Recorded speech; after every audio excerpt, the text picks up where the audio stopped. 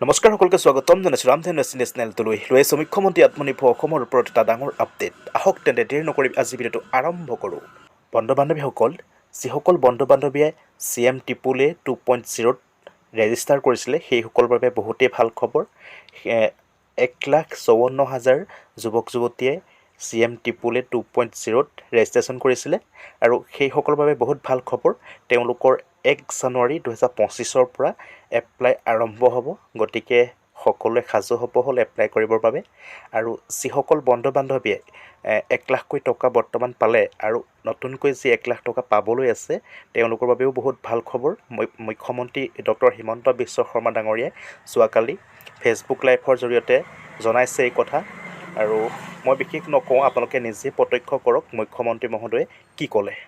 শ্ৰদ্ধা যুৱক যুৱতী বন্ধু বান্ধৱীসকল, মুখ্যমন্ত্ৰীৰ আত্মনিৰ্ভৰ অসম আঁচনিৰ জৰিয়তে আমি যুৱক যুৱতীসকলক ব্যৱসায় কৰিবৰ বাবে উদ্যোগ কৰিবৰ বাবে 2 লাখ টকা আগবঢ়াওঁ। আৰু যিসকলে MBBS ইঞ্জিনিয়াৰিং পাছ কৰিছে তেওঁলোকক আমি 5 লাখ টকা আগবঢ়াওঁ। যোৱাবাৰ আমি 25,000 যুৱক যুৱতীক ইতিমধ্যে 1 লাখ টকাকৈ আগবঢ়াইছো।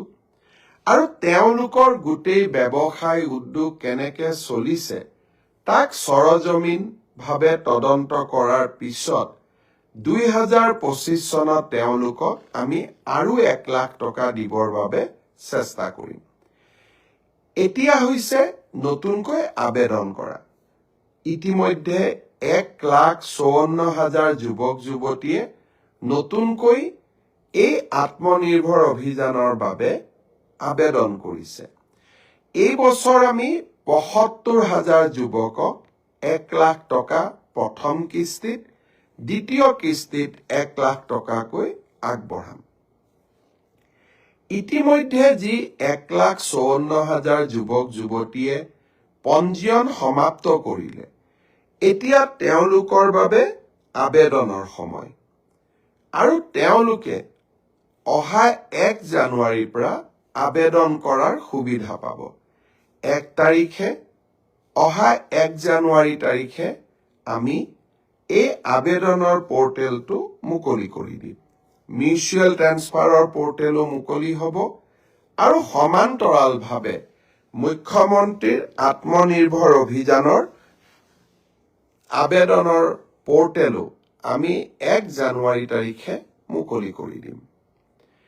ইয়াৰ পিছত বন্ধু বান্ধৱীসকল, যেতিয়া এই এপ্লাই আৰম্ভ হ'ব তেতিয়া আপোনালোকে কেনেদৰে এপ্লাই কৰিব লাগিব আৰু কি কি ডকুমেণ্ট প্ৰয়োজন হ'ব এই ক্ষেত্ৰত এটা নতুন ভিডিঅ' আগবঢ়াওঁ আপোনালোকৰ বাবে।